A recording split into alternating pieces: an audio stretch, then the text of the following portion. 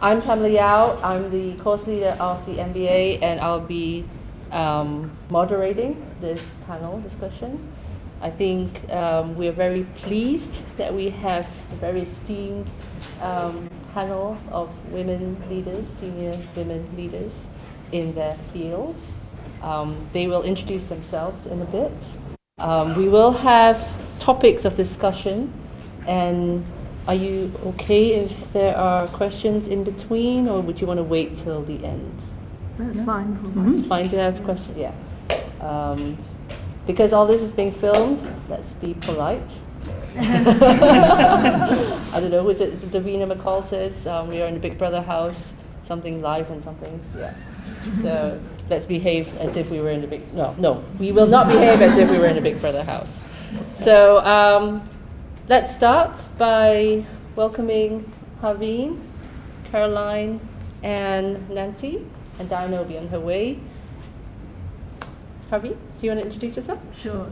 Hi everyone, my name's Harveen Chugh. I've got a background in entrepreneurship.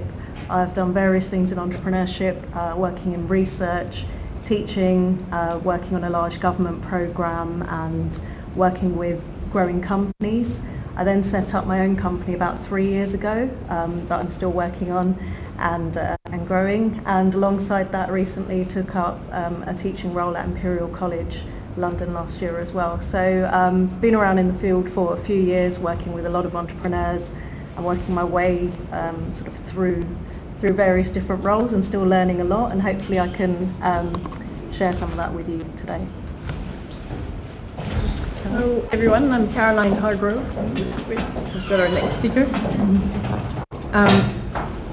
I'm an engineer, so I've done a very traditional way of career in as much as I've studied engineering and then a PhD in engineering, and then I thought I'd do research and I thought I'd teach at university, so I did for a little while and realized this wasn't me. I think you need a bit of a vocation to be lecturing, or at least I thought so at the time. So I moved into industry, or what I thought was industry at the time, and I moved into Formula One, which is not quite industry, it's a bubble, it's a completely different world, but was really, really fun. So as an engineer, working in Formula One is a bit of a drug because things happen quickly and you see everything that you do is reflected on a telly, so that you get addicted to this. So what it means is I'm still with McLaren, 20 years on, but what I have done is very different things in McLaren. So we decided 9 years ago to start a technology business. So I joined that as a third employee, and now we are 520 in our applied technology division, and I'm the CTO. Nancy? So how many of you in this room know what the word gerontology means? Anyone? Gerontology? Yes. That's what I was. I was a trained gerontologist, and my graduating class was only 10 people. And now I'm CEO and founder of a luxury lifestyle brand and a material innovation company called Tengri. So what I'll be talking about today is basically my journey in transitioning through several career changes, figuring out that journey, discovering what is business, who am I as a business leader, how do you navigate, how do you set up a company, going from gerontology to social work and NGO. Can I Google it? So gerontology is the study of aging. I wanted to be a doctor. I didn't end up a doctor. I failed miserably. So I'll talk about failure as well. Thank you. And Diana? Sorry, I was late because first of all, I just flew in from Madrid last night. I had a law conference, and I actually managed to do my knee in as well when I was in Madrid, so I was hobbling around. And of course, I also was not familiar with this area. So Diana Tay, I'm based in Singapore. I've known Dr. Pamela Yao, for a very long time, and we were this small. Literally we were this tall, yes. I guess I might be the token lawyer in this group. We always need one. Oh yeah, we do always need one. I'm basically the chief counsel for the Asia Pacific region as well as the Middle East and Africa for this company called Aon.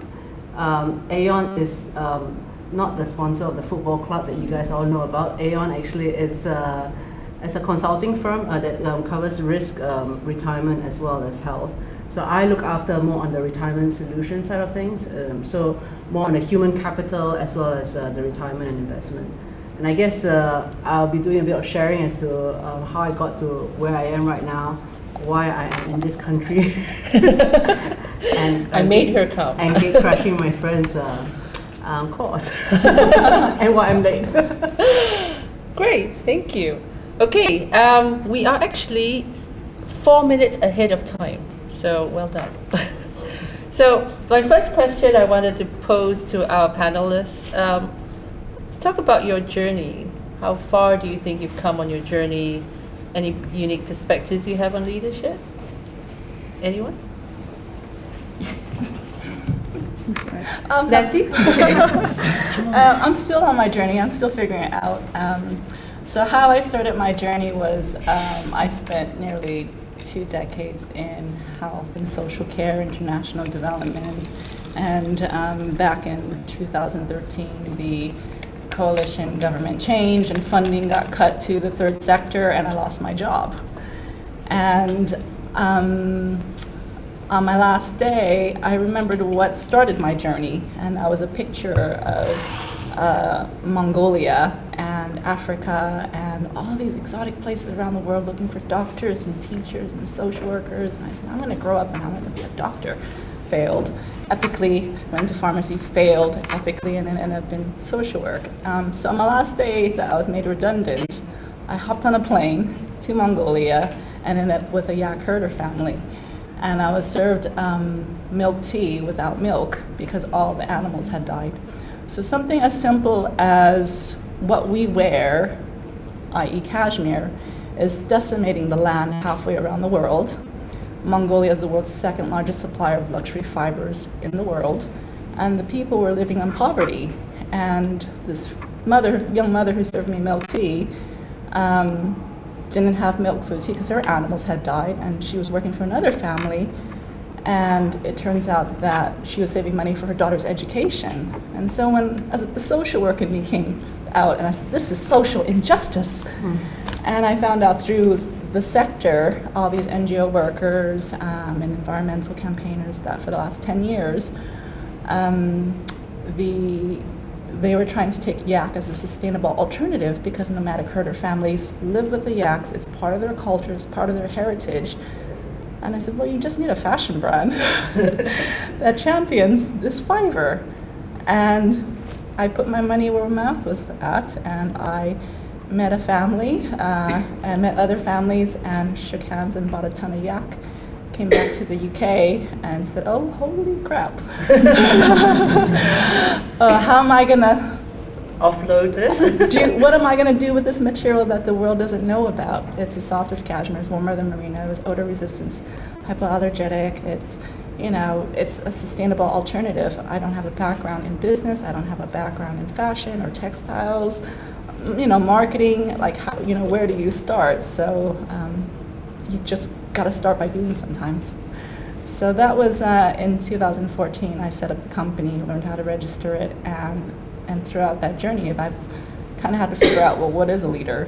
What does leadership look like? Who's at the helm of the business? And that really was me, even though I was trying to hide behind all my friends and co-founders.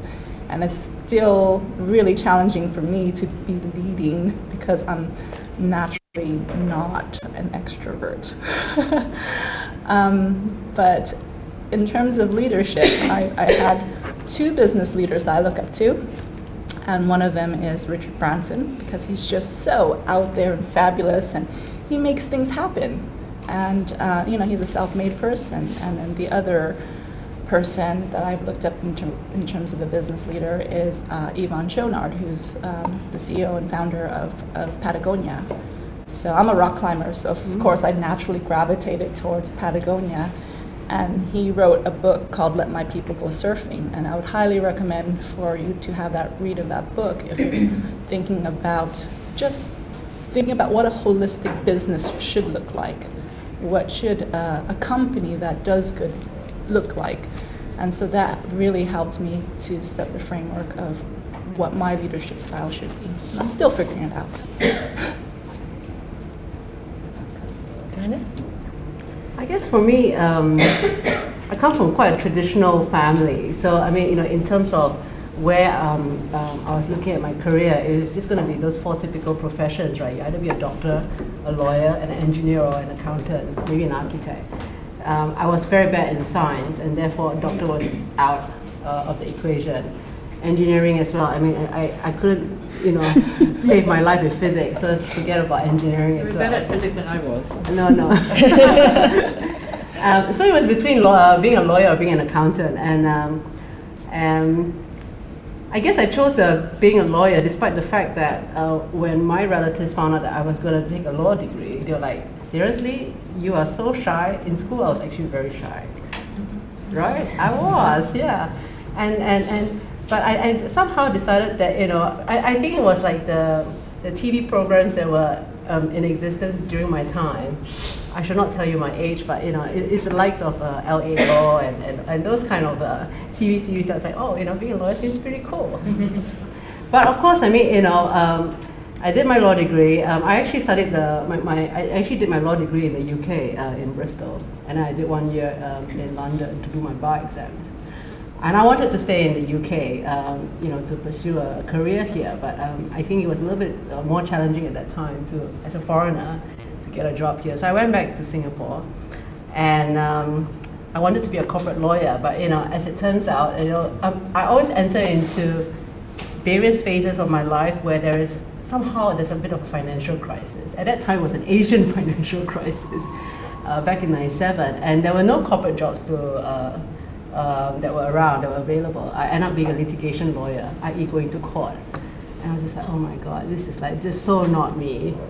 Having to stand in front of having to stand in front of a judge and try to defend, my client or something. But from that, I would just try to wing it for 1 year and let's just see what happens. From that 1 year, it became 5.5 years of being a litigation lawyer. And I thought, okay, I think I'm done being a litigation lawyer because, it saps the goodness out of my blood. You try to basically make the witness look bad kind of thing. So then I still wanted to go into the corporate side. So I got a role in another law firm in corporate law.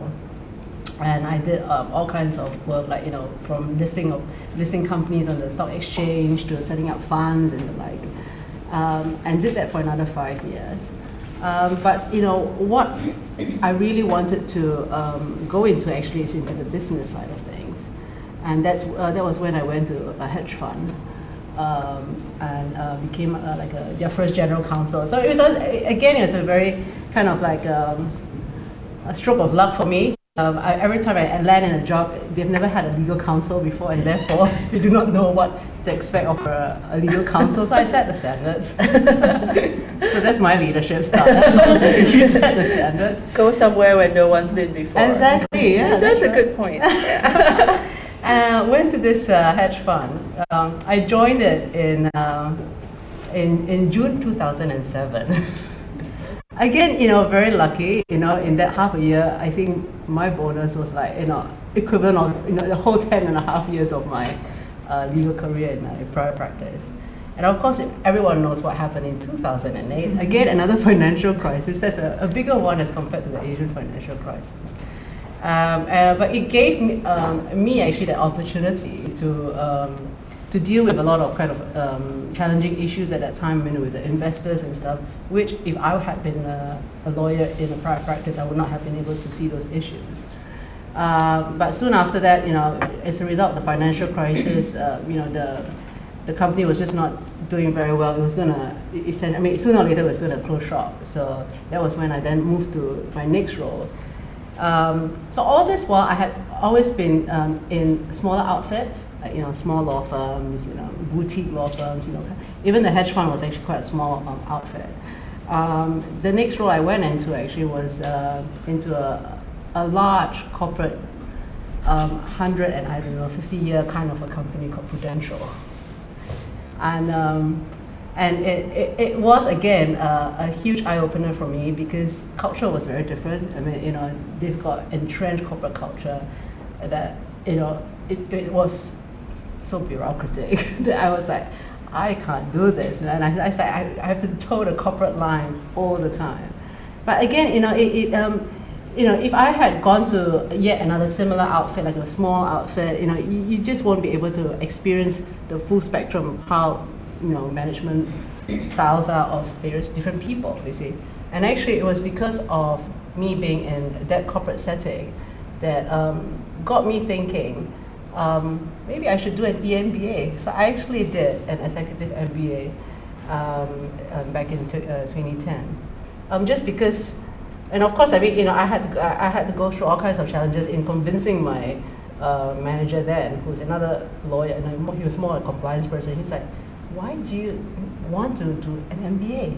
What does a lawyer need with a general, an MBA? And say, why, if you want to do, why don't you do like a master's in law? As I say, no, I'm done with law. I mean, I want to go into the management side of things. And I want to basically broaden my scope beyond being that professional or technical expertise, and that's why it was that conscious decision to make to pick up this EMBA course. And I guess from there, and now I'm with this company called Aon, and whatever I have learned in that corporate setting, it was a painful experience, but it has taught me a lot. And basically, I guess it determined the kind of company I wanted to work for, and the kind of leadership style that I wanted to, carry with my team members. So that's my journey so far, and it's still traveling. Harvey? Yes, so there seems to be like a running theme. I'm not sure if you planned it this way, but of people that wanted to be doctors but didn't quite didn't go that route. Yeah. Any doctors in the? I was in the same situation a few years ago with A levels, but then life changes. Things don't always go to plan. So I started off my career doing biology as an undergrad, and the degree I did at the time was biology with business, because again, is it Diana? Diana, yeah, I knew I wanted to sort of have a foot into the business side of things. Did masters and followed by a PhD, which was in entrepreneurship, and I got to a point where lecturing for a while as well, and teaching, where there's some elements of leadership involved in that if you're teaching a large group of students, for example. But for me, it got to a point where I realised, okay, I've done a lot of research and theory. I need to get the practice side of experience. So then I got into consultancy, working for government and helping entrepreneurs practically that way to develop the first year or two of their businesses and raise funding. And then I realised I felt it was time to set up my own company. So about 3 years ago, same time as Nancy. And I think, I'm not sure if any of you are thinking about starting up a business. Yeah, a few nods, yeah. So, that's a great way to, because it's like what you said, suddenly you're not hiding behind anyone. It's all yours. So like in your PhD, you can go back to your supervisors on other programs, you've got friends, or in other companies, you've got your colleagues. But as an entrepreneur, you can start off for the first few months of your own, and then you realize it's me. I'm selling, I'm the face of this business, I'm the one explaining what it's all about. You get to make all the key decisions. So as much as experimenting with a business idea and you may well have something that will work, it's a great way to develop yourself and find that leadership style, because I don't know, I guess everyone imagines there'll be this cool, amazing leader, and you may well be, but your style will really come out, because some people are more controlling, some people are more relaxed. Then you realize you need to get a COO, for example. Some people are more visionary, so it's a great way to find out who you are and develop those skills. Great. Caroline? It's interesting to listen to. We all have very different paths in this, and I definitely didn't want to be a doctor. I can't do blood, so engineer was like. But you are still Dr. Harger. Yeah, I can't deal with blood, but I certainly love physics and math. So I went with what I liked, not knowing at all what kind of career I wanted to do. I just ruled out what I knew I didn't like. So you just continue the easiest path, and so it's fine actually when you like studying, because I did, and it was interesting, and doing a PhD is interesting. And a bit like you though, at one point you think, oh, hang on, I'm an engineer and I'm teaching the basics, but I want to actually do it in practice. and it's one of those, again, turn a page of saying, oh, I need a job that is not university, and I look, and McLaren was looking for engineers, I'm going to apply, and got a job like days later. It was just one of those, they needed people. It's the start of doing this modeling and simulation that was really, really important, that now everyone does it, but Formula One really did push early on. So this idea of doing lots of, well, having lots from data, having simulators and models and so on. So I was just really good timing. Yeah, great. You had bad timing with the economy. I had really good timing with the technology and what I liked doing. It was developing at the rate that I was entering the market. Yeah. And I got, and I'm also passionate about it. And when you are, people give you an opportunity. You create that opportunity. I can't stress that enough, because you make your own luck, right? So I know you often say, oh, I was lucky I did this, but actually you create that luck. And you can all do that when you're passionate and you bring people along with you. Because although I joined a Formula One team and we knew we were going racing, and it's a really big goal, what I early on wanted to do there is build a simulator. We didn't have a simulator. People thought, why do we need a simulator? Because we can just go racing. We can build a car and we'd test. At the time, we could go testing. But I like the idea that you could do so much more if you could put a driver in and learn all of this before you even go racing. And at the time, everyone said, well, it's not going to work because it's not the same as driving a real car. And it's great, because there's nothing like adversity to push you on. I mean, I'm sure, again, it's like, oh, you don't think I can do this? Oh, well, hey, I'm gonna show it. But at the same time, people didn't really put that much pressure, because they thought, They didn't know. if it ever works, it'll be a plus, rather than we need it for. And so it was great, and I just really got addicted to getting this working and and the drivers were so negative at first. I mean, it's just, my PlayStation's better than this. And it's like, so you keep going to think, I'm going to make this work. And it was very much a labor of love at the beginning. And then when you started getting some results, then the team grew and we got somewhere. And that was really good fun. But at one point you get to a stage where we started using it, in anger. And it became a part of our process, because it also stopped. Lo and behold, again, they stopped testing on the track. So suddenly we couldn't test on the track, but we had a simulator. Hey! So, suddenly it became really important. So all of those things, it was about doing and pushing and making it really good and listening to what people are saying and doing it better. This was like kind of product development kind of approach. And then for me, my big career change into becoming an entrepreneur was having kids. So I had 2 kids. And at that point, I wanted to, boy, did I work long hours before that, because I liked it and so on. But at one point, you want to see your kids grow up. So I had to make some changes. And I also worked in a very male-dominated environment, which a lot of those guys didn't see their kids grow up, I have to say. And I didn't want to be one of them. Did they have housewives as moms, as partners? It's less so now, but 20 years ago, it was absolutely like that. So, or 15 years ago. So daddy goes to work and mommy stays at home and keeps with the kids. house. Correct. Especially those traveling. I only traveled one season. My first season in Formula One, I traveled. And honestly, it's a life in itself. You can't have another life outside that, I don't think. Or if you do, you just don't maybe get really along with all your friends because you never see them. But if you want, it's a choice. It's a lifestyle if you do these kind of jobs, and it's fine. And to some extent, to be an entrepreneur, it's a lifestyle. And often you have to prioritize this over everything. So, there's a judgment, there's a good time at which you do this in your career, but actually having kids is also a good time to take a step back and think, what else do I want to do? And then we had this opportunity it's actually 2008, and weirdly, for 2008, that created the right break for us. For me, is because of the Olympics. So we decided that we wanted to start a technology business in McLaren to exploit some of the Formula One technology and so on, but we didn't really know what it was going to be about. But I love sport, motor racing, but all the others, but I just like it. So got talking to people, and we, through one of those contacts and doing some work with a chap called Mr. Snowball, on bobsleigh. How can you have a name like this? I will always remember this guy's name, and I'm bad at remembering names.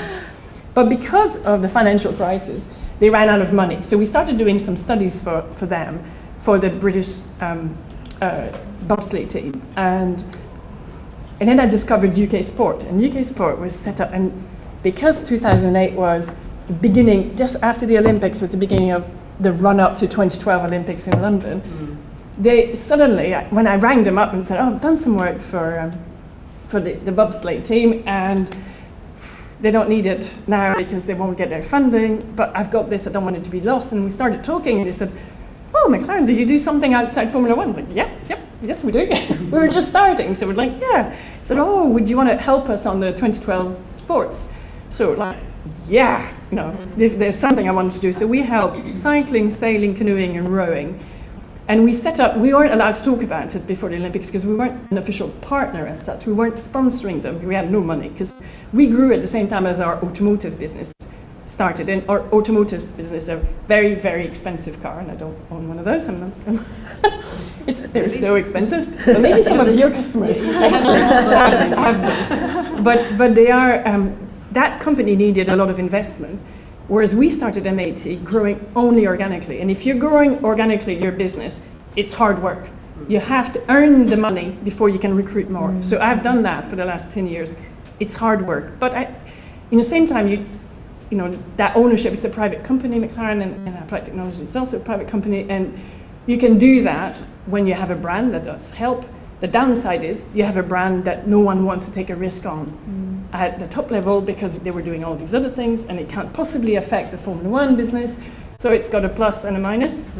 So having lived through this, the politics side, hard work, because you have to justify to the nth degree. They were really scared of us even joining stuff for the Olympics, because what if we didn't win?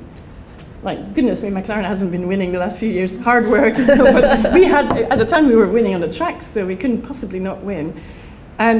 But the point was that it was something really fun, and I was begging and borrowing people's time in our Formula One team, in our automotive business, to help us do the work for the sports. And the good news is that we did win medals and so on, but that was only one part of what we did. We were doing this knowing that was good fun, and then we could hire people and say, well, we're going to have to do some consultancy. We want to do all these products ourselves, but first we need to do some consultancy, and it's hard work, and you need a certain type of people to do this.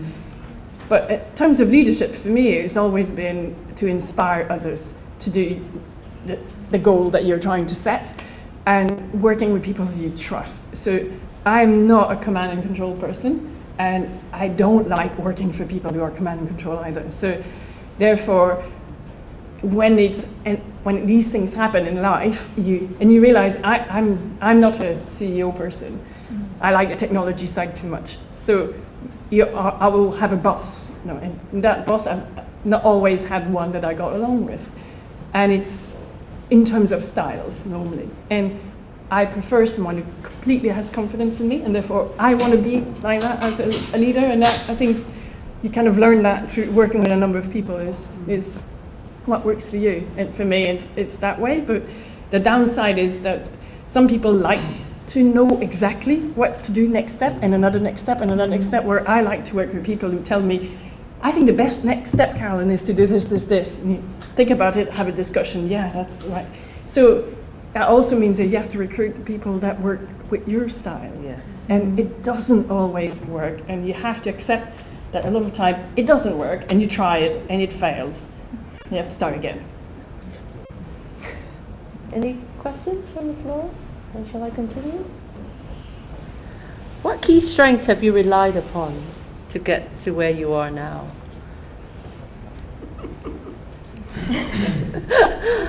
I like that laugh. Yeah, I'm chuckling because, definitely for me, it's basically, some people see things in a negative side, like all the financial crisis and all that, but I actually see it more as an opportunity. And your characteristics and your traits will enable you to kind of thrive in the environments that you work in. So I ended up, trained in gerontology. I ended up working as a geriatric social worker. I met my husband, came to the UK. I couldn't get a job for the life of me because I didn't have any UK experience Even though the country was crying out for social workers, I didn't have any UK experience. I couldn't get a job. I applied for a whole year, I could not get a job. And I ended up in digital inclusion and technology at a charity. But it was about community projects. It was about how technology can enable community cohesion, how it can fight inequality because of systems, particularly for older people who weren't using technology. So having that flexibility enabled me to have that pivot in my career change, but still remain true within myself and have that tenacity to continue to grow and push on and learn new things and work in a completely new environment. I grew up and was raised in LA. We speak English, but UK English is a different English. So it's constantly, learning and adapting and just being tenacious and flexible and being true to yourself. Caroline? I listen to this and I think, doing Formula One, what on earth is it good for people? Doing so much more good. But actually, that's one of the reasons I also moved out of doing it. Because at one point you think, well, okay, it's good fun for me, but what good is it really doing? Whereas one of the things that we wanted to do when we started off in Applied Technologies was to go and do something in health and apply some of the technology in something relevant. And I'm going to generalize it enormously because there's a lot of women here. I don't know whether you'll agree with me or not, but I think there are more women social entrepreneurs than there are men, or at least of the women entrepreneurs, there's a bigger portion that like that social side. Ever since we started working in health, we find it easier to recruit women. So recruiting women and having diverse team is really important, but it's been really, really hard for us because women don't apply. Very few women apply to work at McLaren, okay, in terms of at least engineering, core engineering, electronics, software. And it's when we started diversifying that we started having women applying. So one of the things that I was always conscious of is that you was conscious of not having to be like a man, if I can say that, in order to, I wanted to be just me. But you also don't want to be treated differently as a woman because you're a woman, and it's really hard. I didn't want to start any group for women because I always felt, I'll be different. And so that was something that was sitting on me all the time, thinking, should I do something or not? And I've been there so long now. About 2 years ago, I was at an entrepreneur conference, and I'm listening to this. And I thought, wow, all the women there, they're all so much younger than me, and they're all amazing. I was thinking, why am I not doing something even to try to bring all the women at McLaren together, which you'd think, we're probably 3,500 employees now as a group, because our cars, and we actually manufacture cars, there's quite a lot of people employed to do that. 2,500 there, 500 in the technology and 500 in racing, roughly. I decided to start a group for women, but it took me all that time. I called it Driven Women, by the way. Oh, nice. It's like, I thought, why not? Yeah, of course, Driven Women. Driven Women. Yeah, but weirdly, it took me this epiphany at one point to realize I'm part of the problem if I don't try to do something about it. But I didn't want to be labeled as a woman. I wanted my career and me going up and doing things because I was good at it. I so didn't want it to do. There wasn't much chance of McLaren doing that because there are not that many women, and they're very, I think, anyway, the people who merit, based on merit, except that there's so few that it's hard to tell necessarily. But I was worried at some point that I didn't want to be treated differently, either badly or positively. I just wanted to be like everyone else. But realized that actually, unless the number of women overall in percentage hasn't increased since I've been there. That's mad. So I thought I need to do something about it. So I started this group, and actually, I love it. There's such good fun, and it's just one more layer of social tissue. It's another networking layer. It hasn't taken anything away. It's added something. I thought, why on earth have I not done that before? Earlier, and it's my fault. I should have done something, but I had a big problem. I never wanted to be labeled, and have that and be treated differently. So the woman leader. yeah, I didn't want to do that, and I didn't want people to think, oh, she's there because she's a token woman. You know, I had this as a big issue for me until I guess I've been there so long. At one point, I think, why on earth am I thinking? If they really didn't like me, they would have got rid of me before then. But I think that's something that probably a barrier that I put myself. I don't think they've really done that, but I perceived it, or I was worried in a way that hopefully we can stop having this. And I love the fact that the gender pay gap is out there, by the way, because it makes those discussions happen. Yeah. It's nowhere near, and we're terrible because there's so few women, but the fact we're talking about it, I feel that makes people are thinking, how can we do something about this? How can we get more diverse? We didn't even have those discussions before. So the fact that it's now triggered it, that's good. But all I'm saying is often some of the barriers that you have, you make them up. Yeah, I'm not sure that they were necessarily imposed. Okay. So it was. Anything do you want to add? Yeah, well, you have to remind me. It was the strengths of. Yes. I think for me it would be, you know, some of those things like going out of your comfort zone and taking on your fears, saying yes to things, and then dealing with it later. But also, I think being using your social skills and building up a network over the years has really helped, because there's people that I worked with maybe 10, 12 years ago that I can, you know, that still sort of, you know what I'm doing now.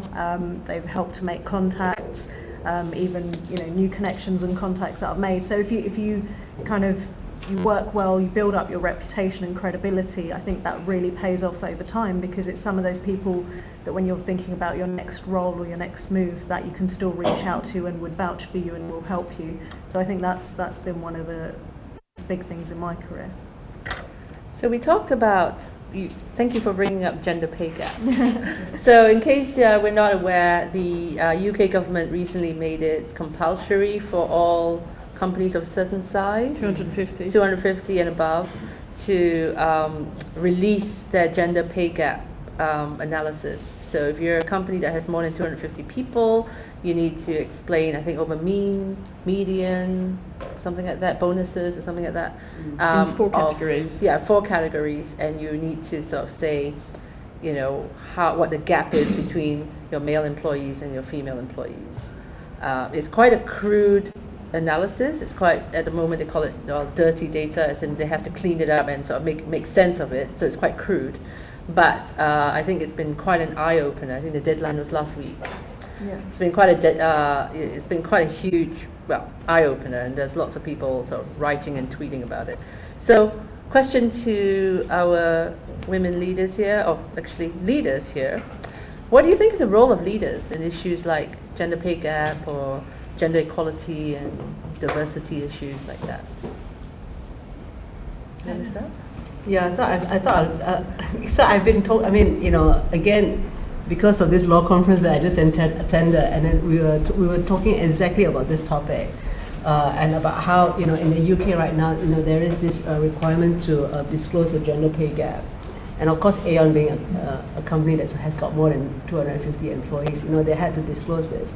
It's not something that we're going to disclose worldwide, but just the in UK terms of office has to declare it. Yeah, that's right. And then I think we are at a 36% pay gap. And actually, there is a reason why, and it's back to your dirty data thing. It's because, so we had a study shown on the number of females versus male in you know, the different levels, right? So, you know, up until say late 20s or, you know, 30s, you know, there is and pretty much quite equal, I mean, you know, in terms of the mix male and female. But then up to a certain point, the number of female colleagues just drop off because they start getting married, they start having families, you know, they take time off work, and therefore, whilst the male colleagues continue upwards, you know, taking on the executive positions, the female colleagues would have taken some time off, and by the time they get back to the workforce, you know, they will be doing a bit of the catch-up thing. So of course, I mean, you know, when we get to the executive level, the number of women leaders on boards or whatever it is, I mean, you know, they become a minority. So and of course, I mean, you know, when they compare this pay, you know, there will obviously be more male colleagues there, and that's why there's that gap. But one of the things actually that we were talking about as well is, I like the fact that you mentioned about this, did want to be labeled like that token woman, and setting up this group and do the rah-rah thing for the female colleagues, but Tea and cakes. Which we have actually. Very good cake. But the fact of the matter is this, right? I mean, whilst there'll be a role out there, the difference between male and female is that the male will just look at like the first 3 criteria out of 10. Yeah, I can do it, and then they'll go and apply for that role. Whereas the female colleague will go through the whole list of the 10 criteria and say, I think I can do it. And even so, they won't apply for it because, if my manager knows that thinks that I'm up for the job, they'll ask me as opposed to me asking for that job. So that's where groups so we've got what we call like a Women International Network. So it's the WIN group, whereby I guess female colleagues, like where we are up to at this level, we want to be there to help. Not just female colleagues. This is not a male bashing exercise, by the way. But basically help colleagues be their sponsors. So again, there is this whole distinction between a mentorship program versus a sponsorship program.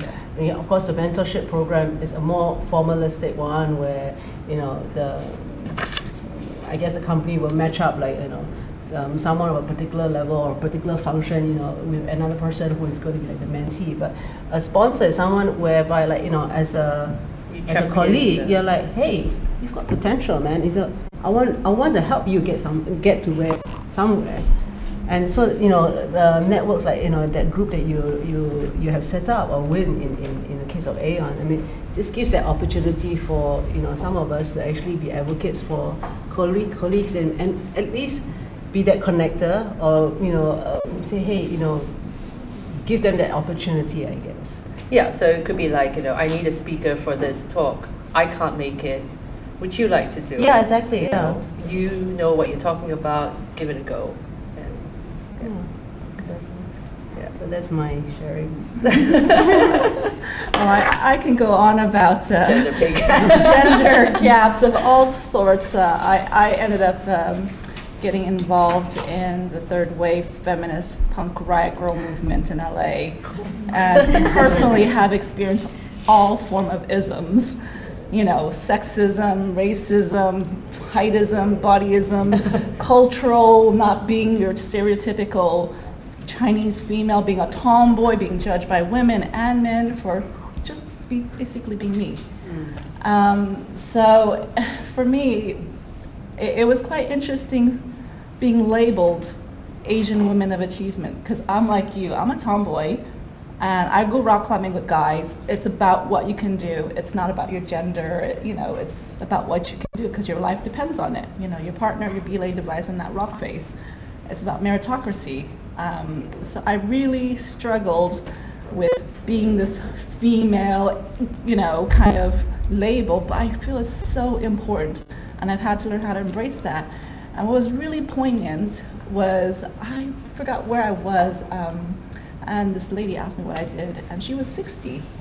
And she said, that is so fascinating because your generation has the opportunity. Our generation didn't. In terms of culture, expectations, and societal roles, choice over your body, over your reproductive system, what your role in society is. We have choice. And what was really nice was when I was with my niece, she's mixed race, Chinese, white, and black. And I said, let's go brush your teeth. And she just looked up at me, age 3, and just said, you're weird. I'm like, thank you. And she said, you're not like any of the other aunties and, cousins. And she just said, you're kind of like a boy, but kind of like a girl, but you're cool. I'm like, that's really cool. And I think It's a compliment. it is a compliment from a kid if a kid thinks you're cool and you're like 40. So I think, I think more women need to lean in the whole press for progress thing is real. My business wouldn't have been possible if it wasn't for other women putting me in front. Because who am I? I'm nobody in Mongolia. I don't know what I was doing. I'm not a business leader, but other women put me in front of the minister and in front of important people, vouched for me, and that led me to where I was. And since winning the Asian Women of Achievement Award and being a female business leader, so many women have come up to me and said, we need more faces like you, because that inspires us. So there's a significance in that. So I've had to embrace the fact that, you know, all my business leaders are all men. There is no role model for an ethnic minority business leader spearheading a business, self-made, doesn't come from privilege, you know, just working their way up. So I think, and throughout this last 4 years, I've been pitching for investments for my business, and only 2% of female-backed CEOs receive investments. And I've spoken to more, 2%, less than 2%. I think it was 1 point something. Yeah, it is a challenging landscape if you think about it. The sexism is very subversive. You know, when you get asked questions about your business, it's not about business, it's about who you are as a female. And are you going to have a baby and abandon the business? That was, you know, questions I get asked when I get interviewed. Oh, you're kind of at that age. Are you planning to have babies? So what does my reproductive system have to do with the job? So it's still very omnipresent. We still have to fight. You can make merino wool blankets for babies. Yeah, sorry, question? You just used the phrase, lean in, women have to lean in. It was only about a week ago someone mentioned the book to me. Yeah. What does that mean to you? Because I've just kind of Googled it and then looked at the lean-in groups, and I live in Kent and there's almost nothing going on. I haven't read the book and I don't know much about it. Is it something? So Sheryl Sandberg from Facebook wrote the book Lean In, and so going back to kind of characteristics of what a leadership should be, you know, most people think it should be aggressive. You should take on masculine kind of roles, and I have experienced very aggressive women who actually felt threatened by me as opposed to supporting my next move in terms of my career. So that's what the whole Lean In movement is about. It's about we should be supporting one another to progress and make a change, and enabling one another, not being competitive, not pushing one another down. And that's why the Lean In movement was last year, and this year's movement is Press for Progress. You know, we've got to keep on pressing. It's interesting. I think you have a different view. Yeah, well, no. In a man's world, I find that's where my clash comes in, is that I don't want to be a command and control, and I'm not. And I have experienced a lot of men, which I will go as far as saying they're bullies. You know, that's their style. And if you disagree, but I often feel that if I don't stand up to them, other people will find it even harder, because I feel at least I'm senior enough in the organization, I need to stand up. And as leaders, you need to stand up. People will not believe your values if you don't do them and live them. And I know it sounds really crass to say that, it is so important. And I notice it in others. So if I see someone saying, yeah, we really believe in diversity, and I look at that and think, our entire board used to be all white men, about the same age, same build. Scary stuff. You know, you think, that is not diverse. And unless we start being diverse at the top, there's no way that a company will believe that we are really believing in diversity. And I find that that's, you know, you have to live those values. You have to go the extra mile. You have to go and ask for, you know, your recruiters that help you grow your business to bring you candidates of diverse background. And you have to, as the employer and as a person requesting those lists to come, to make those rules. You're in charge of that. If you're employing somebody to do something, you've got to show that example, and you've got to believe in it. And it's really hard for us, unless women apply, we can't, you know, there's a limit. We can headhunt, but you can't to one point. We've got to change how we are to make us more attractive. And as I said, a lot of the projects that we do are much more attractive to women.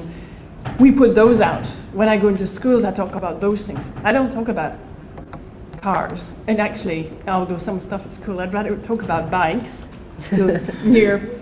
Or then I talk about the stuff that we've done with clinical trials, where we use very similar technology, but we monitor humans instead of monitoring cars. We do very similar data analytics and AI in the background, very similar predictive modeling, but it's on people, or it's on something that is less male perception. And I can see that kids, if you say, oh, we're going to do something about cars, only boys turn up. It is, I don't know why, but it is there, so yes. In terms of diversity, for like which type of candidates are you looking for? Because apart from gender, but what do you mean with diversity? We're really bad at this. Again, the engineering profession in the UK, so I'm going to start with that, it's something like, there's 9% women, but of the men population, it's like, I'm going to guess 80% of those men are white men in engineering. It's like that drastic, right? So not just different background, and my goodness, even on diversity from different cultural backgrounds, it's hard. I don't know what we're doing in our engineering degrees, how we teach engineering in this country, that is not attracting everyone. And we can't solve as an employer all of this, but we can support a number of initiatives. And in fact, that's how we met. So I do, and I have gone into schools a lot, and I'm a trustee for trying to, in a charity that is trying to bring kids with all sorts of background to a taste of design and taste of engineering. The idea being that unless you're exposed to it, you're probably never going to think about it as an engineering, as a career choice. No, there's many more things that are important in life, but giving an opportunity, we need, the UK needs engineers. I think I heard a quote about the US recently, forgive me for saying this one, but they said that if there was 30,000 more engineers in the US, the economy would go up by 3%, and there would be 30,000 more lawyers, it would go down by 3%. It just means that they need doers. And what we need is equivalent. Exactly. We do need doers, and if you have a company, one thing that you're going to do at one point is if you manufacture anything, somebody's got to do it. If you're going to design, somebody's going to do that. You need people with those skills. We need to train them, and we need to inspire them, and we need to say they're great careers.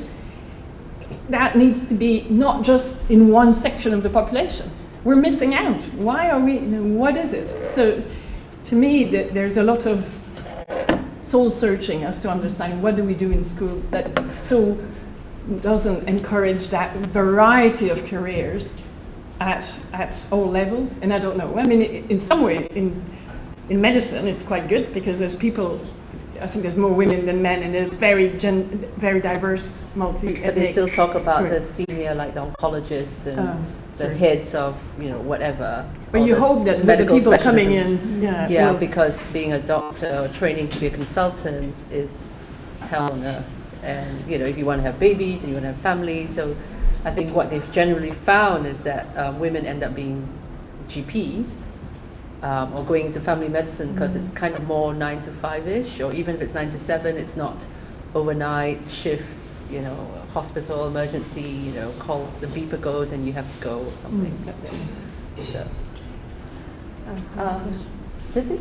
Excuse the car pun, but I was just talking to a colleague in the class about decision making, and I'm at a stage where I still feel comfortable in the passenger seat where she's making the decisions and she'll ask for input, but really, the failure or success is hers. And so did you have like an aha moment where you were comfortable in yourself and your own thinking, where you thought, okay, I could do this myself and I can be the one making the decisions and I will branch off and do my own thing as myself? That's such a good question, because I'm not sure that maybe it's different for all your experiences. I don't think I had an aha moment, but I think it gradually dawned on me that it's not everyone else that's always right, and I'm not. I think most people have this. That the experience, and everyone's got some insecurities. Some people, they hide their insecurities with super bravado, which tend not to be women, but some are. And I think others will just keep these insecurities to a point where you're right and you're not saying you're right, but I think over time you realize, well, I've got this opinion, and if you work with people that you trust and you like and they trust you, the good news is that they'll look at, oh, actually that makes sense. And then you build up your own, that wasn't a silly thing either, and you build your own self-confidence, but to some extent by doing it via, so the good news about when you're arguing over, should it be this or that on something, and it's not, there's not necessarily a right or wrong, but there's often a better way than another way, and when there's some objectivity in there, it's easier to get to this conclusion than in other stages where you have to do things in a very abstract. When you can have some of those, then there's a good opportunity to do things without people. It's not attacking. It's not because I don't like your idea, Nancy. It's because, I think we should be doing this instead of this because da da da. When you have this, you build your own confidence in saying, well, that worked, but you have to capitalize on that. And if you're struggling with really going out with your ideas, then other people will always step in. And if you're okay with that, and some people are, because it might be more that it's not the ideas that you want to do. What you want to do is really, really good execution. And that's such a skill. If you can do that really well, then the company will work really well. You don't have to be the one driving the decision. You can be the one saying, okay, I'm going to go with consensus, but I'm going to make this work. And that's also really good. So just depending on who you are, and you'll know that. But if you think, hang on, I've got a better idea, but not sure, and you keep saying that, then you'll never know. So you need to, at one point, put yourself out there. You might fail, but you'll never know that unless you go. And but it's not something I did from day one. I don't know how quickly you came to this conclusion. Well, my experience within an organization is, I did 4 lateral moves within the company, and the comment from all my colleagues is, we've been here longer than you, but how come you've made all these lateral moves and upward moves? And the advice that I got from a whole group of directors, I played a lot of sports, so of course after sport you have pints, and then you end up having conversations, getting to know people, and having frank conversations. And the advice that was given to me was sometimes it's just better to do and to have your wrist slapped, because you can do it better, and ask for forgiveness, than try to console people and not get anywhere, and actually people not being happy with your direction. So if you have a burning thing that you want to do, sometimes just do. And then as you're going through that process, you'll realize whether or not it really is meant for you to do that, or do you need to bring in other people, and then it starts a journey. And then you realize whether or not that is your aha moment. But it's always a journey, and it's an evolving one, no matter what you do and where you're at life. And the other thing is, you will always have things and circumstances that are outside of your control. That's life. And it's about how you adapt to that. But the key thing, the advice I was always given is just to do, because you won't know unless you do. I thought it was really interesting that you said you're at the stage where you felt you were in the passenger seat. But I would wonder why that is. But maybe in the next project you should definitely say, I want to lead, I want to take that driving seat, because what's the worst that could happen? You probably can do it. You probably can take control and lead and do it. But there's a few things to pick up on that everyone's been saying. There was you talked about being the token woman, and I have felt like that sometimes. You get invited to things and you think, like, I've been on judging panels where it's 3 white males and you're the female and you're Asian, so you tick 2 boxes, right? We talked about that. So sometimes you do wonder, but it's I wouldn't decline any of those opportunities because of that reason, because it's still important for somebody to take that up and to represent females and tick that diversity box, as it were, as well. But I also thought it was really interesting how you said there's times when women have helped, but I've been in a particular situation as well where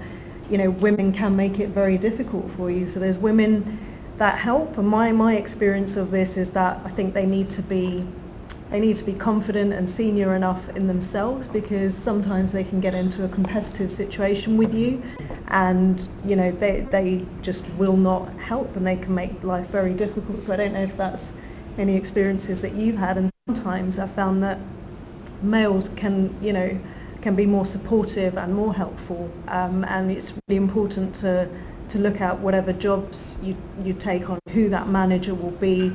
And because if your roles are too close, they can often end up clashing, and the last thing they want to do is help you. They kind of they want to take the limelight, and they want to hide you away from it. So it's really important who you work with, and I'm sure there are good women out there. It's just a matter of finding the right people for your team.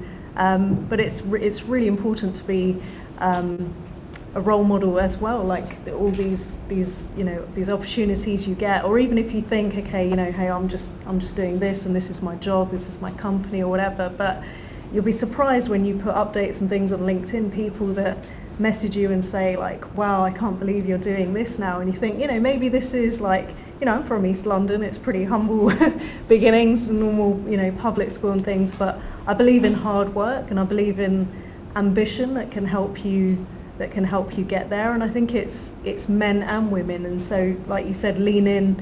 I think I read it 2 or 3 years ago, and I'm a big fan of it. It's men being part of that conversation in those leadership positions that understand it's important to not just women. So it's funny that even just a couple of months ago I was at a meeting, and a new young female employee joined the team. And one of the things Sheryl Sandberg says is, if you're around the boardroom table, she had observed women sitting away from that table, sitting on the outskirts. And that's exactly what happened with this new female employee. And I was kind of looking at her to think, like, I wish somebody could tell her, come and sit at the table. Why are you not being part of the conversation? Why, you're not here to serve anybody more. You're an equal part of the team. But maybe she didn't quite feel that way, and I didn't know her well enough to invite her and go and privately tell her that. But I thought she'll figure it out at some point. But it still happens, so we need to be, confident. We need to find a way of bringing those people into that table. So we move on to the bit where we ask about career advice. So to your younger self. Any advice that you did give, or you did receive or did not receive? So, what do you wish you said no to? Oh, is there anything you wish you said no to? All the time. All the time. It's really hard to say no. I find myself writing back an email to somebody yesterday who asked me to give a talk, and I just thought the timing was not quite fitting with my schedule, and I was like, really sorry, I can't help on this occasion. Maybe next time. Smiley face, and I'm like, why am I so apologetic? Like, people have said no to me for things, and I'm sorry, I cannot do it. End of. And I'm like, why am I so apologetic? And did you feel upset when people said that? No, you just I just thought, wow, okay, good for them, fine, they're saying it, and you just move on. So nothing major. I mean, you can always say could have, would have, should have, to lots of things, but I think life always, I'm like a bit philosophical. Things happen for a reason. Like you said, you create your own luck. Okay. Yeah, it's funny. I did think about this because we had some discussions. And for me, it's almost. I was thinking, even just walking again here, it's such a good exercise to say, what would you tell yourself when you were younger? Because you're seeing, certainly in my position, I've seen now lots of young people because we've grown so much, and we've grown a lot, we hire a lot of graduates and so on. And I'm telling them at times things that I would have told myself. And one of them, I think, still is women lack confidence, at least external confidence. I think everyone, I'm sure the men are often not feeling it, but it doesn't show so much. And often women, it's more obvious. And they have no reason not to. Okay, so I would like to tell myself the same when I started to say, you know what, you're good, you can do this, like him or like her, and just, if you like what you're doing, people will appreciate it and will like working with you. I think we don't tell each other that enough. Okay, so I'm completely in agreement that I think women don't help women enough. And one of the things that I found really useful for me to help women is to go on a mentoring course, so that me doing a mentoring course was, wow, okay, this is good. And then you feel, I'm mentoring 3 women now, and I just want to mentor women for now, because I feel that there's not enough mentor that are women, and they're not people who work in my company, because I don't own the company, but in the company I work in, because I don't want it to be a political thing either. So, you sponsored her promotion and all that kind of thing. Yeah. But I would have loved to have a mentor. And therefore I look at that and think, well, then I should mentor, because if I would have liked to have done that, then I've got to do it. And I think that can happen at all ages. And I'm looking at you guys, with all you're doing and being here and doing an MBA, you're an inspiration for others who are thinking about what they want to do. You should already start that. I think it's really good for yourself to mentor. I would suggest that as a way of exploring yourself. You talk to someone and you realize, in a mentoring sort of sense, you have to ask questions more than tell. And doing that you're kind of asking yourself those questions too. And I would absolutely recommend that you do That's this. for both genders, yeah? I mean, Correct, for everyone. It's not Correct. a girl thing or a boy thing or... No. Yeah. I would say that. And I wish that was maybe one of the big things that would build the self-confidence early on. And maybe, to your point, maybe you get into the driving seat earlier, because you're learning to have that confidence in yourself just by just talking it through with someone. I think Advice for your younger self? I think the advice for my younger self would touch upon those 2 points. How many of you in here speak Spanish? Do you know what the word cajones means? I grew up in LA, and you know the phrase that's always said to guys is "grow some cajones," you know. And I wish I would have had more balls. That's what it means when I was younger, and not hesitate on being myself, because then I would progress a lot further and not hold myself back. So to my younger self, I'd say grow some cojones. And I think it's quite interesting because earlier this morning we had a child of one of our students, because who attended a couple of hours, and he was asked to give his opinion. I think he's 10, 11, something like that. 13. Okay, sorry, but still young, and he knew what he wanted, and when the teacher spoke to him, he replied very confidently. Yeah. And a lot of us are commenting about how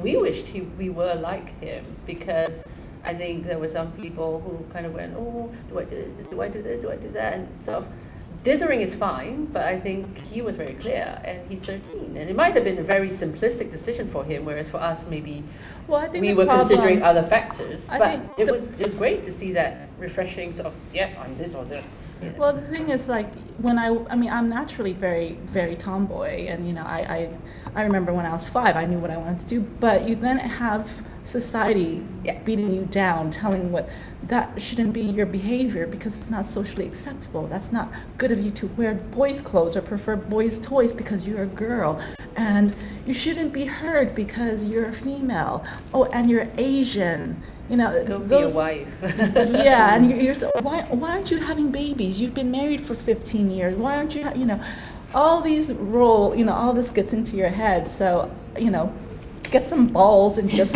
be yourself and not care about what anybody else thinks.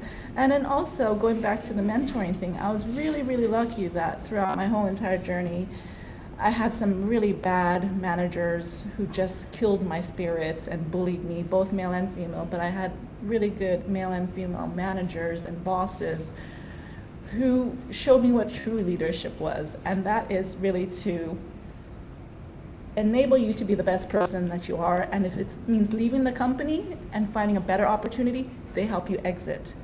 And I think my advice to my younger self is to look for good leaders to work under and not just willy-nilly work for anybody, because that will be to your own detriment. Yeah, so I wasted many years in one job that, it was the right type of purpose-driven organization, but the management was horrific, and I just nearly quit doing everything that I was passionate about. And so don't let a person kill your passion. I think that's fascinating because on the MBA, we ask for references from your employees, from your employers, and all of you provided references. And there were, I still remember a few where the bosses or line managers wrote and said that I wish they were not going off to do an MBA, but I know that this is for their good, and I will hire them back. Things like that, and you kind of think, what a good boss. And based on that, I haven't even spoken to the student, but I want to hire that person. I want to, accept that student. And it might change in 2 years' time. Maybe the business goes out, or maybe the student doesn't want to go back. But the point is, they could see the potential and say, as much as I don't want to lose this person, I know they will go on to do better things. Advice to your younger self. I think, Please note, I know your younger self. I know. I try to think very carefully. I think for me, again, as I said, I've been very lucky. My journey has been, it has got me to where I am. But at the same time, if I were to think deeply, I got to where I am because, I've learned this word called unconscious bias, right? Which is basically that I felt that in order for me to be recognized as a competent lawyer and who can actually handle her work, not just in the office but also at home, and trying to manage two young kids at that time, and also trying to manage and be a dutiful wife. I need to do everything. I need to do not really, but I had to do everything on my own, right? So I was speaking in a panel maybe about a few months ago, and one of my fellow panelists, she was describing how women are expected to act in a work environment, right? So I was just writing it down here that basically for women they have to act like a man, dress like a woman, but work like a dog. And the fact of the matter is, I remember that I found out that I was pregnant with my first child, and that was when I was in private practice. But I also wanted to get that promotion to be a partner, but I actually withheld telling any of my colleagues that I was pregnant because I was afraid that it would ruin my chances to be a partner. Which actually, there was no such thing as that you will not be made partner just because you're pregnant, but it's just because of my own personal, I guess, unconscious bias or perception that I was not going to be able to be promoted as a partner because then my colleagues are going to think, now she's pregnant and now she's going to go off on maternity leave, and why the hell did we give her a partnership level? But that was just all unfounded kind of, in a sense, fears. So I guess note to my younger self would be just be myself. Actually ask for help as well. I was taking on a lot on my own. I felt like I was not being a good mother, and so I was trying to do all the things on my own. I was trying to juggle work as well. I was taking on more work just to prove that I could do it as well, being a mother as well. And just became, it came to a point where I was just like, oh my God, I'm going to have a mental breakdown here. And of course, the company that I was working in at that time, it was very, very political. But yet, I didn't see it. I just thought that, I'm just going to carry on. The huge wake-up call from of all people who gave me that feedback were my kids. I came back home one day, and my son was just like saying, oh, mama, and wanted to tell me all about his school stories in a kindergarten. And I was just like really grumpy. I was just like, just keep quiet. And he was just like, how's your day, mama? And then I went, bad. and then of course he was just like 4 or 5 years old, right? He said, why was it bad? And I had to kind of like try and explain it in a child language. So I was trying to explain what a political kind of situation in the company meant. He said, Mama got bullied. Mama, someone bullied Mama? Yeah, someone bullied Mama. And then so like the following day, it came to a point where the kids were actually like looking at my face after when I get out of the car, see whether or not there are dark clouds above the mama's head, right? And then I realized, oh my goodness me, this is terrible because I'm not only miserable myself, I'm making my kids miserable. Therefore, this job is really not for me. I'm working out long hours as well. And I'm not getting, I guess, a personal satisfaction. So I guess sometimes, of all people, the feedback actually comes from, your kids. My son apparently woke up this morning and told my husband, "Daddy, I had a nightmare." And my husband said, "What happened?" "We got robbed." I said, "Oh, did they take anything?" He said, "No, Mama karate chopped them." I thought, that's really good. So Mama's in a superhero imagined world. I thought, okay, I can live with that persona. I have no idea how to karate chop. I have no black belt or yellow belt or white belt or any belt. Okay, let's turn the questions to the floor. Charlotte. I just wondered, it's so interesting, and obviously I'm doing an MBA, so I am really interested in all the kind of the theory and the kind of the politics of organisations and how we kind of navigate that. But I just wondered, I'm kind of conscious even in my own job that a lot of the energy is kind of taken up or goes towards trying to kind of solve some of those more political issues or mapping kind of, okay, who am I and where do I want to go and all those kind of things. And I just wondered how you've kind of carved out headspace, I suppose, just to get on and do the job and find the enjoyment in the job itself around all those kind of issues and challenges as a person, I suppose, in an organisation. You take that. I'll take this one because it's something that I think a lot about. In fact, I've decided that the only way I really do this is I carve my day in a way that if I'm at my desk, we have 2 offices. If I'm at my desk, anyone can come and talk to me, and I'm going to deal with all sorts of things. At times it's like agony aunt time, but I just think if they're really good employees and you want to hang on to them, you're going to give them that time. And then when I'm not at my desk, I might stay at home or whatever, and I'm then going to concentrate and do the work that I really need to do, or otherwise doing meetings and so on. But I will always make time. If I'm at my desk, people can come and see me. Personally, I think it's good because then you get a vibe for how things are going in the company. Now, different people, different styles. I like that. You can tell if there are lots of people who come to see you, something's not really going right.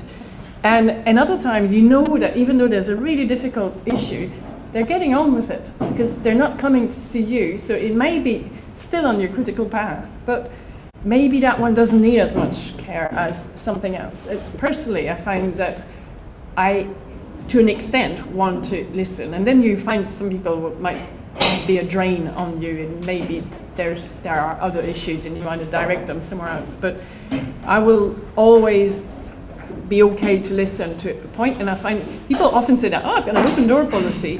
You just see who goes to see whom, and you see there are people in the organization who are really good for that. They're good for the morale of the company because they will give energy to others. And these people are really important, whatever role they are in the company. It's often that's a social side.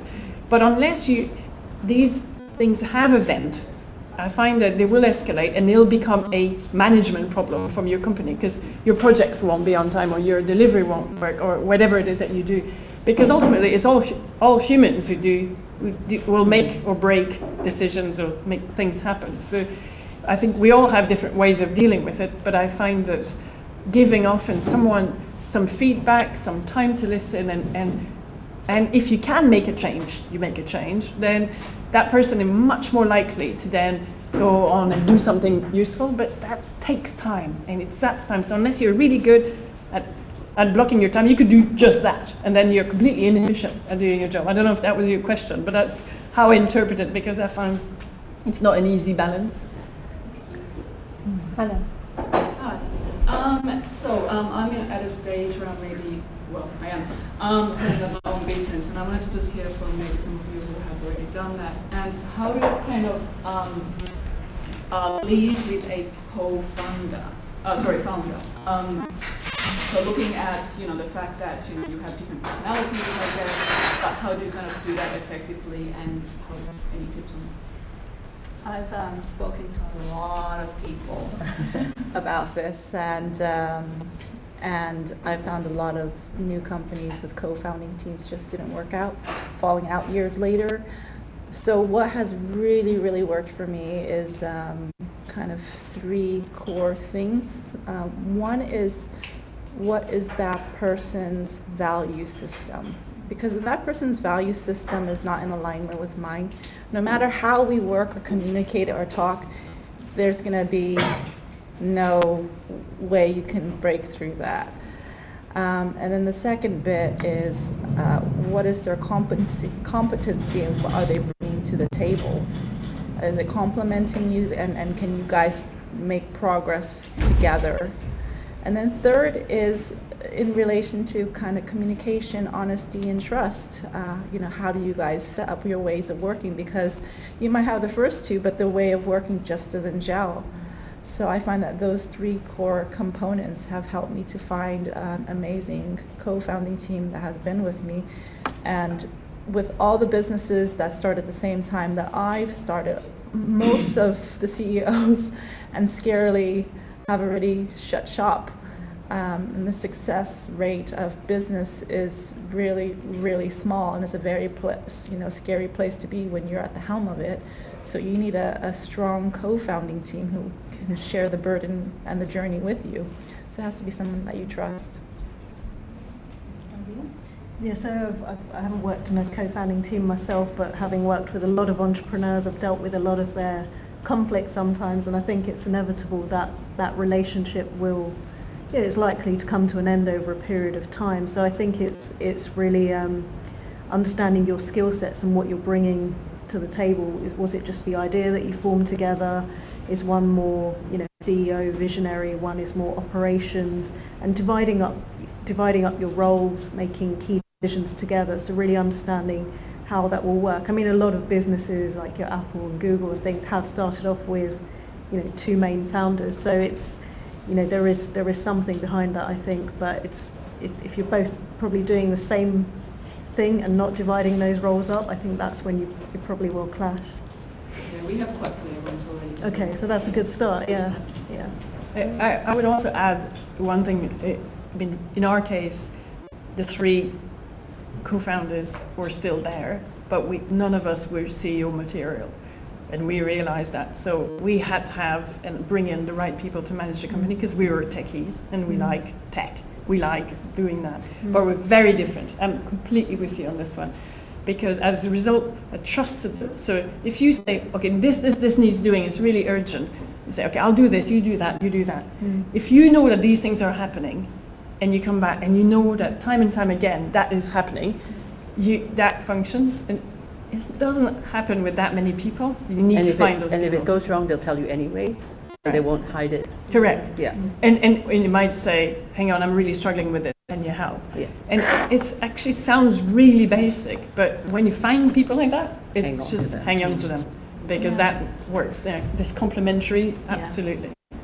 Yeah, for me it's also I have a no ego policy, because if it becomes a no ego policy, if it's about me, you're going to be screwed later on down the line. They're going to turn around and you hear so many stories about that. It's about me. I deserve this much, and I put in this much in my idea, and then they, if there's a falling out, you have a backlash. So I have straight away at the door. You have an ego, the door's over there. I'm not going to work with you. And as a lawyer, what would you contribute to that? I mean, in how to make it work? Well, that's the thing. Half an hour. Or more. No, the beauty about being a lawyer, right, is that you actually see all the problems, and I'm like the agony of the company. There are some companies whereby the lawyers kind of have to sit in their small little cubicle, small little room or something. Fortunately for me, actually, I'm in an open plan. So and I like being an open plan because that actually creates no boundaries or no barriers. So the colleagues just come and ask me whatever, and I have also had legal colleagues who actually sit within, like, the legal department, and therefore, in an enclosed area. I like actually to be part of the business because, I mean, of course, you do see, problems in a different light, just because we are a risk manager as well. But at the same time, you see actually in a more strategic way as well. So you understand where the business people is coming from. You hear their problems, you hear where they want to get to. I mean, there are ways of getting from point A to point B. It may not be in a straight line. It might have to be in a curvy, wavy, whatever line, but you still get there. But I came from a background whereby I remember my first in-house role, and in a sense that's like my first going into a business kind of thing, whereby my boss was like saying, how do I sell my funds in this particular country? And I gave him a whole list of what he couldn't do, and he just threw it back at me. He was like, "You have not given me my answer." It's like, "What can I do?" It's like, and then it was just a bit of the light bulb moment. It's like, I actually did not give him a solution at all. I have just identified the problems for him. So I mean, so truly, actually, just being that partner. I mean, I don't like being the labeled as a support function. I mean, I like to be labeled as a business partner. Albeit looking at it from more on the risk management side of things. I would second that completely. You should all have a really good lawyer in your business. Someone you go I like you already. You should. Because these days you do need someone that will give you it straight. And especially if you're working and developing your own IP, set it up right from the start, get advice. You don't need to it doesn't have to be in-house. But you need to find somebody trusted that will tell you and help you guide. Setting it up right from the start is really, really important. A lawyer, accountant. Exactly, yeah. I mean, so we basically position ourselves as like the trusted advisor to our business because, I mean, for us, I mean, we don't relish having to extract our colleagues out of trouble. Okay, I mean, that's just like, it's a painful exercise. We would rather like to help them get to their goals in the smoothest way possible. And actually, like for me, I think it's also because I'm missing like my litigation days. I will actually tell my business colleague, I said, look, we do the good cop, bad cop, okay? So you just make me the bad cop. So I say, my legal person, she's so troublesome, right? and if there's any difficult clauses or any difficult contracts, you have to deal with my lawyer kind of thing, right? Yes. That's good. So I mean, but it gets the business to where they want to be. I mean, it helps the business still maintain that relationship with the client, and it helps me maintain my relationship with my client, who happens to be my business colleague. I can't remember who wrote a book on it, but there's two types of people, givers and takers. And you can suss them out pretty quickly. And you want a co-founding team and a partner that's about give, because you will need to, everybody will need to give everything. And the times I had takers, the bad apple, everyone, the whole batch, it just drains you. And the energy, people underestimate energy. Your energy, you have to watch. Like, what is draining your energy? Is it people, taking your time, taking your mental clarity, having too many voices? And who you have around you as a founder is really critical as well, especially during the early stages. I had too many voices that was cluttering my thinking and actually steering me down the wrong path. And that's why I tell myself I wish I had more cojones to have more balls to do what I set out to do, rather than all these people with experience telling me, oh, you need to do it this way. But actually, in my experience of actual doing, it's supposed to be this way, and my gut said it, but I didn't do it because I was listening to too many people, not trusting my own gut. Is there a question, Anna? Yep. How would you describe your leadership style? Maybe in one word or characteristic? Enabling, I would say. I like working with really bright people and make them shine, because otherwise why did I bother hiring this really bright person? If I could say that, that's what I tried to do. Let's put it this way, I've tried. Whether I succeed is, I tried. People have told me I'm open, and I think my leadership style is very, very open. open to new ideas. I'm open to working with people. I'm open to people's ideas. I embrace other people's ideas, their other perspectives. And without that openness as a leader, I don't think I'd be where I am, because all the solutions haven't come from me. It's come from just random strangers' conversations, Mongolian herders, you name it. It's come from other people. How do you say cojones in Mongolian? I have to figure that one out. I have to learn the phrase for them. Exactly. I think for me actually it's being authentic. I think just being completely true and being real, because actually if you try and wing it, people actually can see through it anyway. So just being yourself, being authentic. I mean, and that's just been my style. I mean I'm no poker face. Pamela can vouch for that. It's, you know, whatever I feel or whatever I think is like in my face, so I might as well be authentic. I'm not sure actually. I'll probably have to get back to you on that one, but it's given me something to think about. So thanks. Yeah. Okay, one last question. So many of our students, some are already there, but many of them hoping to make the leap from being operationally excellent, which they all are, to becoming a strategic player, so to where you are. So often this involves a higher degree of influencing, increased visibility, internal politics, networking. Do you have any advice about how to make this transition? For me, I've had to make the biggest leap to understand the lay of the land, to then be a thought leader and a pioneer and then design a business that's quite innovative and disruptive within a very challenging industry, which is very set, which is the fashion and textile industry, and then learning global supply chains. So what I ended up doing as a first step was really joining industry membership schemes that give you insight into the industry of all types, and then by having those memberships and those subscriptions, you kind of get a good overview, and then you end up having conversations with people and attending events like this, because it's a rare opportunity when you're still in a university to be.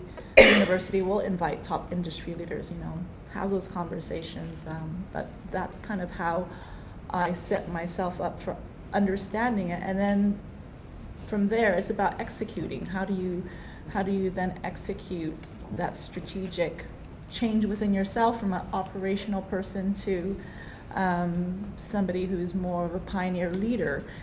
And that's where a lot of people struggle, and including myself, I still struggle, because I identify myself as a social worker still. That's about community empowerment. Geriatric social worker is about helping, enabling people, especially people in need and older people in remote places.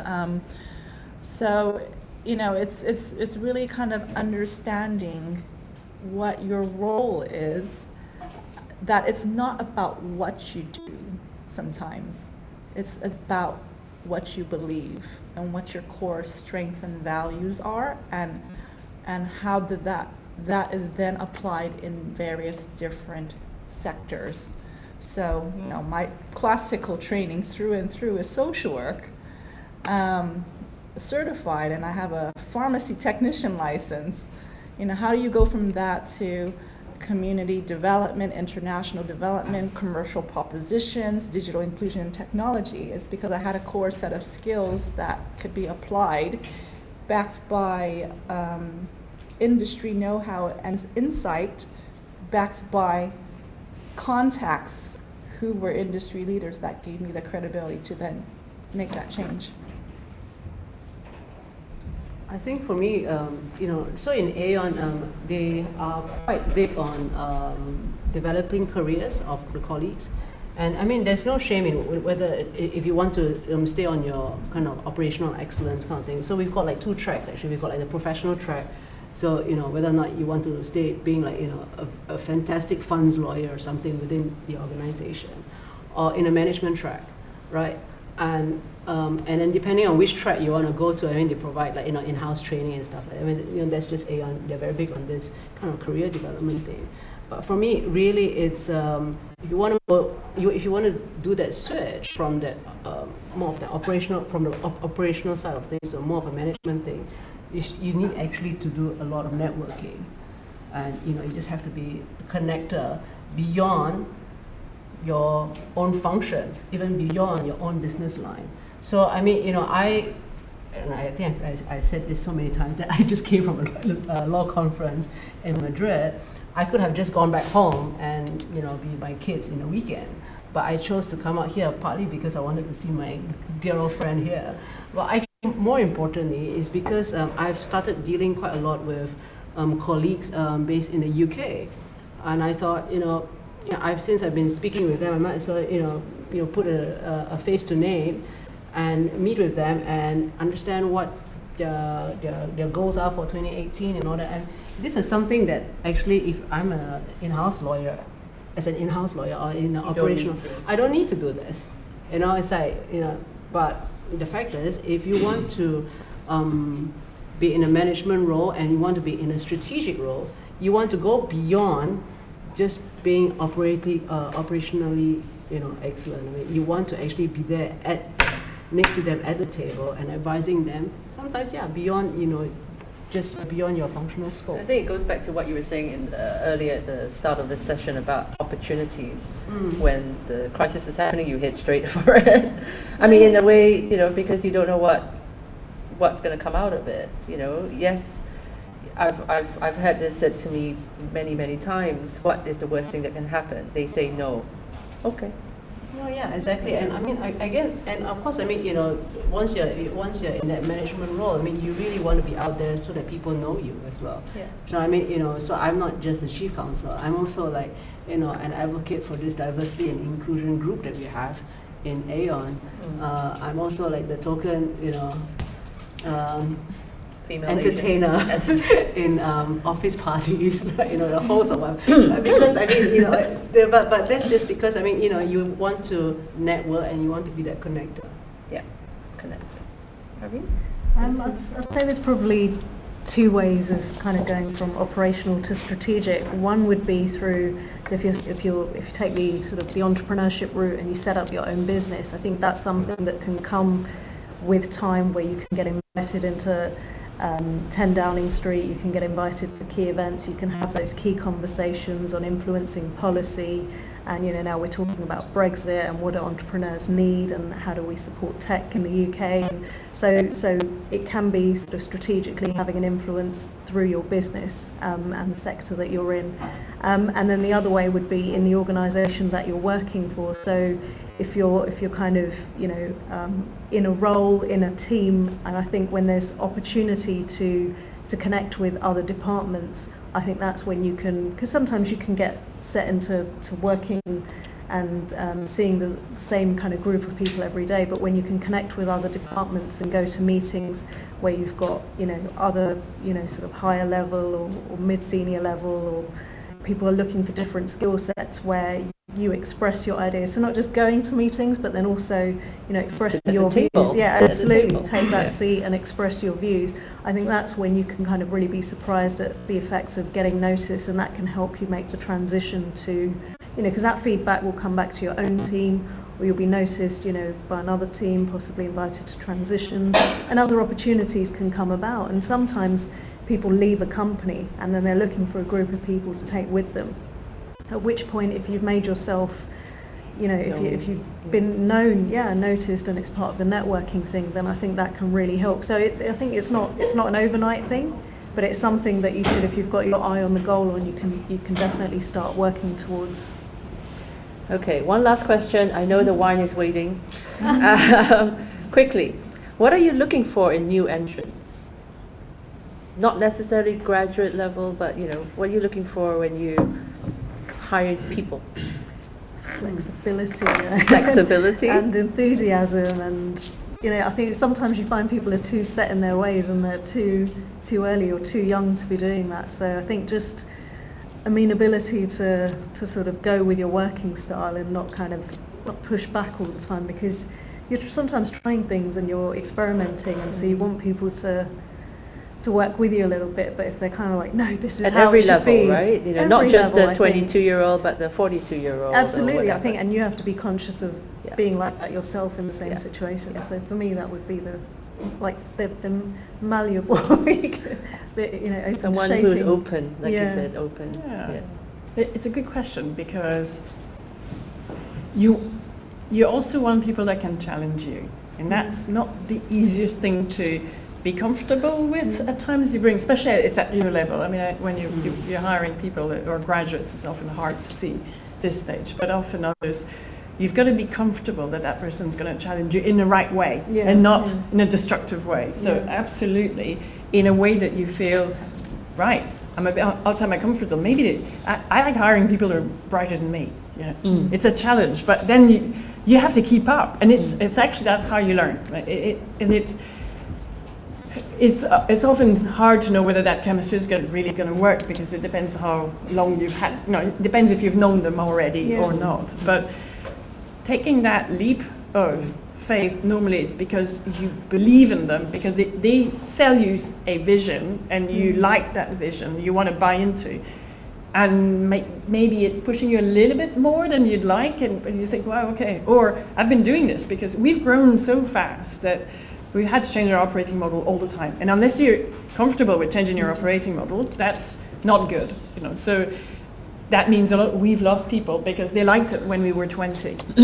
500 is really different. And I struggled because I liked it when we were 20 because we knew everybody and we all had lunch, and that kind of celebrated birthdays. Yeah, correct. Yeah. It's completely. We had Cake Thursday. I'm not obsessed by cake, but we did something like this. We did things together, and it's different. But ultimately, you want to embrace. You have to bring new blood as you grow, and you have to bring people with experience of the next level as well. And that question before, you have to sometimes act the way you want to be, not the way you currently are. I know people say that, but it is so true that if you want to be a big company and you're 10, you've got to play with the bigger boys and girls that you turned up, and you've got to portray your company as being able to do this.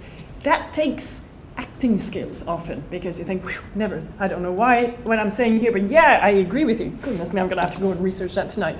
You do that, but that puts you, that's challenging you. That's how you grow. Obviously, you've never been there before, so you have to take that step in the unknown. But you might recruit somebody who's been there, and then stops you doing 10 things wrong. But that might feel uncomfortable because a lot of people feel uncomfortable. Because you hand over the reins to that person. Correct. It feels like, I'm going to lose control, or I'm going to expose the fact that I don't know what I'm doing next because I'm hiring somebody who's an expert in this. And most of the time it turns out that, they're an expert in this, but they like you because you're an expert in this. And it's complementary, but it's sometimes really uncomfortable. Or you might feel, oh my goodness, I might put myself out of a job. And I've been through this before. Yeah, okay. Nancy? I think it's funny because I don't know what I'm doing. I tried to go for an MBA, but the organization that I was in, I wasn't selected. It was all my other colleagues who got selected, so I never got a chance to get an MBA. So I had to study on my own. So for when I work with people, I look for people who just have a can-do attitude. If you've never done it but you have a good idea, then do it, and then I look to see whether or not they do it, because people are really attracted to working with Tangri, like, oh yeah, I could do this is okay, here you go, do it, and then the exposure comes out. Just do it, just do something, here you are. So I look for people who have a can-do attitude and will do it and follow it through. It doesn't have to be the best, but then that's where more senior members of the team can actually finesse the idea and execute it. So if you look at all my amazing brand photography, I flew out 2 young kids. I was their first project. They were 20 and 22, I think it was at the time. They did the photography for your website? Yeah, and then within 72 hours of them flying back, they won Association of Photographer Award for the images. I'm like, so sometimes you kind of have to take a risk, but I always look for people who have a can-do attitude, no matter what age they are. I guess for me, I'll just be hiring lawyers, right? Come on. Surely an architect can do legal documents. No, of course, yeah, exactly, right. No, but jokes aside, our hiring budget is like, so tight that, you really want to try and find the best candidate. And then we were talking about what is the definition of a best candidate, right? And, again, it becomes very, very subjective, right? I mean, it's always very tempting to try and hire based on which school that person comes out from, like what kind of grades, first class, upper, second upper, whatever, right? But right now, I've been talking a lot about this, Aon's goal this year to basically hire based on diversity. And actually, it's not just diversity, it's diversity and inclusion. And there is this very good, phrase from our CEO, Greg Case, where, when we talk about diversity and inclusion, I mean, diversity is about counting heads, but inclusion is making heads count.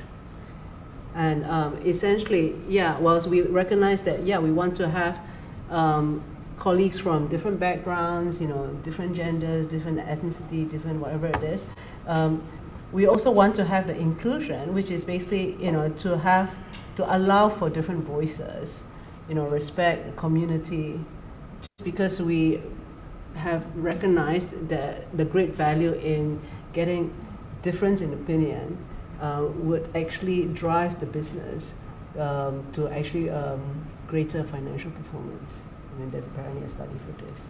So but I like that phrase that diversity is about counting heads, but inclusion is making heads count.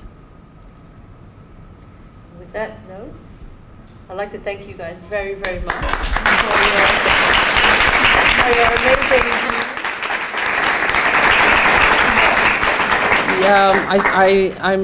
I'm sure everyone in the audience, including myself, we've written lots and lots of notes. Some I'm meant to be doing a closing remark now, but I've got a few points. I think about 6 points. Top on the list is to get some kahunas.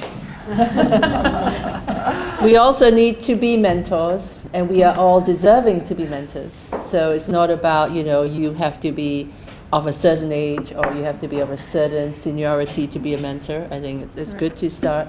You may feel uncomfortable calling yourself a mentor. You can call yourself something else, but it's about training up the next generation, even if the next generation is like 3 years younger than you. Look for good leaders to work for. I think that's very important. So when you're looking for your next job, check out who that person is, who's going to manage you, or it may not be the CEO. Obviously, but the line manager, is he or she a good egg? Don't let your unfounded fears stop you, because that is quite. I've had that stop me, and I wanted to not really rigorously, but I thought the whole table would shake. That sometimes we think the worst scenario, and oftentimes it's not the worst scenario. It might be the second worst scenario, but it's not the worst scenario. Ask for help. Very important. I think we all have very good networks. If you don't have networks, create a network. And I think often we find that amongst people we know, they may have the solution. You may not think of them, so start thinking of them, So it might be your classmates, it might be your neighbor who can get you your next job or your next, internship or whatever. And act as what you want to be, whether as a company or as an individual. What is it you want to be? Not all of us may want to be professors, like you say, not all of us want to be CEOs or partners or whatever, but what is that next job? So it may not be in your industry, it may be in your industry, but you just want to you go from manager to director, so be it. So act up, dress up, act up, and you will be it. And on that note, let's have some drink, some nibbles, and may the creating of relationships begin. Thank you.